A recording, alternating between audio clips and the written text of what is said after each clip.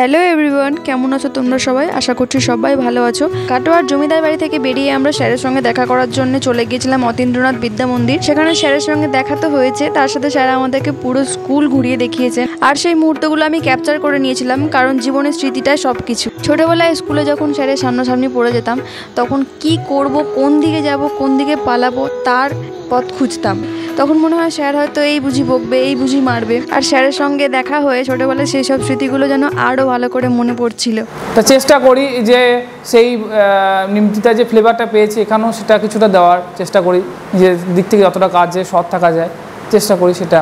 যারা পিছিয়ে পড়া স্টুডেন্ট, সবাই তো পড়াশোনাতে ভালো হবে তা নয়, কারো কো কারিকুলার অ্যাক্টিভিটিসে ভালো, সেগুলোতে একটু উন্নতি করতে পারে এবং বিভিন্নভাবে উৎসাহ দান করা যায় কীভাবে, সেগুলো চেষ্টা করি, নিজের মতো করি যতটুকু পাওয়া যায়। কোনো প্রায় জিজ্ঞেস করে যে কোন স্কুলটা ভালো, কোন সময়টা ভালো, আমি বলি যে এটা একরকম, ওটা অন্য একরকম, কম্পেয়ার করা যাবে না। আমি গেলে কাউকে সঙ্গে যোগাযোগ করার চেষ্টা করি, সবসময় হয়তো হয়ে ওঠে না। আমাদের ফেসবুকে দেখবি পেজগুলো গঙ্গাটিকুড়ি এন বিদ্যা মন্দির সার্চ করবি, বিভিন্ন এই কিছুদিন আগে তো টিচার্স ডেতে তিলোত্তমা বলে একটা থিম করা হয়েছিল, যে নারী শক্তি যে জাগরণ, সে বিষয়টাকে দেখানো হয়েছে। রিসেন্ট যেগুলো বিষয়গুলো চলছে, এটা আমাদের স্টাফ রুম। স্যার আমাদেরকে পুরোটা স্কুল একদম ঘুরিয়ে দেখিয়েছেন, কোনো কিছু বাদ রাখেননি। স্টাফ রুম থেকে শুরু করে স্মার্ট ক্লাস, স্মৃতিমঞ্চ, গ্রন্থাগার, সব কিছু তিনি দেখিয়েছেন। আমার এইখানে এসে সব থেকে যেটা ভালো লেগেছে এই দুটো স্মার্ট ক্লাস, কারণ আমাদের সময়ে এইসব তখন অতটা প্রচলন ছিল না, যা হতো সে খাতা কলমেই। আর অবশ্য একটা প্রজেক্টর ছিল স্কুলে, কিন্তু সেটাতে খুব কমই আমরা ক্লাস করতে পেয়েছি। এখানে যে মূর্তিগুলো রয়েছে এগুলো সবই আমাদের স্কুলের মাস্টারমশাইরা কন্ট্রিবিউট করেছেন।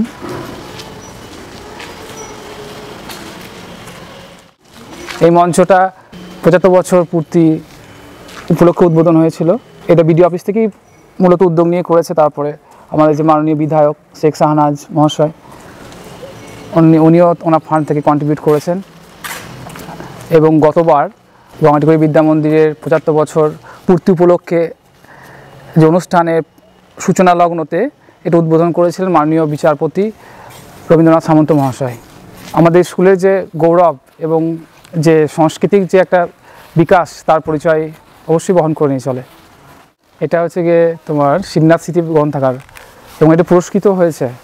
স্যারের সঙ্গে কথা বলে আমরা এও জানতে পারলাম, জমিদার ইন্দ্রনাথ বন্দ্যোপাধ্যায়ের নামে এখানকার যে স্মৃতিমঞ্চ, এই স্কুলের স্মৃতিমঞ্চ, সেটা নামকরণ করা হয়েছে। আমাদের এই যে গ্রন্থাগার, এটা 2014 সালে ফার্স্ট হয়েছিল ডিস্ট্রিক্টের মধ্যে।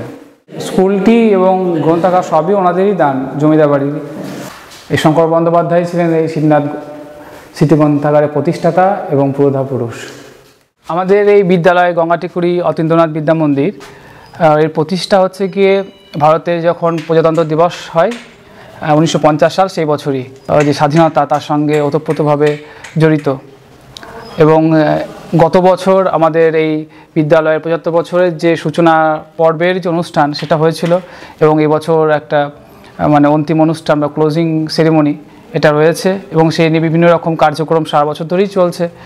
তার একটা কিছুদিন আগে আমাদের টিচার্স ডে হলো, সেখানেও আমরা এই বিষয়টাকে তুলে ধরেছি এবং বিভিন্ন রকম উন্নয়নমূলক স্কুলের ডেভেলপমেন্টের বিভিন্ন রকম দিক, সেগুলোকেও আমরা জোর দেওয়ার চেষ্টা করা হয়েছে স্কুলের তরফ থেকে, কর্তৃপক্ষের তরফ থেকে। এবং একটা স্কুল কর্তৃপক্ষের সদিচ্ছা রয়েছে স্কুলটাকে একটা ভালো জায়গায় নিয়ে যাওয়ার। তোমাদের সঙ্গে দেখা হয়তো ভালোই লাগলো, যে আমার পুরনো স্কুল নিমতিতা থেকে এসছেও তোমরা। নিমতিতা জিডি ইনস্টিটিউশন আমি ছিলাম প্রায় 8 বছর, এখানে আমার 2 বছর তো হয়েই গেল, 2 বছরের বেশি হলো, প্রায় 2.5 বছর হতে চললো। তা সেই নিমতিতার যে ফ্লেভারটা, পুরনো স্মৃতিগুলো আর নতুনভাবে ফিরে পাওয়া একটা অন্যভাবে, এটা খুবই ভালো লাগলো। আমাদের যে অনুষ্ঠান সেখানেও আসবে আবার, এবং এই চ্যানেল যারা দেখছে তাদের বলবো যে এদের আরও সমৃদ্ধ হোক, আরও ছড়িয়ে পড়ুক, এদের মাধ্যমে ভালো ভালো ব্লগ মানুষ জানতে পারুক। শুধু পশ্চিমবঙ্গে নয়, পশ্চিমবঙ্গের বাইরেও গোটা ভারতবর্ষের মধ্যে যারা বিভিন্ন প্রান্তে তোমাদের মাধ্যমে এই বিভিন্ন রকম যে ভালো ভালো যে ভিডিওগুলো দেখতে পাচ্ছে, ব্লগগুলো দেখতে পাচ্ছে মানুষ, সেটা আরও ছড়িয়ে পড়ুক। তোমাদের শ্রীবৃদ্ধি হোক, তোমাদের ব্যক্তিগত জীবনও তোমাদের শ্রীবৃদ্ধি হোক, সুস্থ থাকো, ভালো থাকো, আগামী জীবন তোমাদের আরও আনন্দময় হয়ে উঠুক, এই আশা রাখি। ছোটবেলা থেকে পড়ে আসা একটা স্টুডেন্টের কাছে স্যারের এই সব কথাগুলো সত্যি ভীষণ মূল্যবান, যার কোনো তুলনা হয় না। আরও ভালো লাগতো যদি অরিন্দম বাবুর সঙ্গে একবারের জন্য হলেও দেখা করতে পারতাম। পরের বার যখন আসবো তখন অবশ্যই দেখা হবে। আজকের এই ভিডিও একজন শিক্ষক এবং তার পুরনো দিনের স্কুলের ছাত্রছাত্রীদের মধ্যে আবদ্ধ থাক। তোমরা সবাই ভালো থেকো, সুস্থ থেকো। খুব শীঘ্রই দেখা হবে নতুন কোনো ভিডিওতে।